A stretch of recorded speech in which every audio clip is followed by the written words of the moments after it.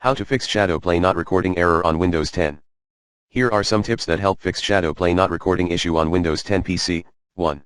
Restart the NVIDIA streamer service. 2. Enable Shadowplay's desktop capture under Preference. 3. Remove current NVIDIA GeForce Experience, using the recommended uninstall tool Pro in this video guide. Reboot your PC when the uninstallation is done, and get the latest version installed as admin, later.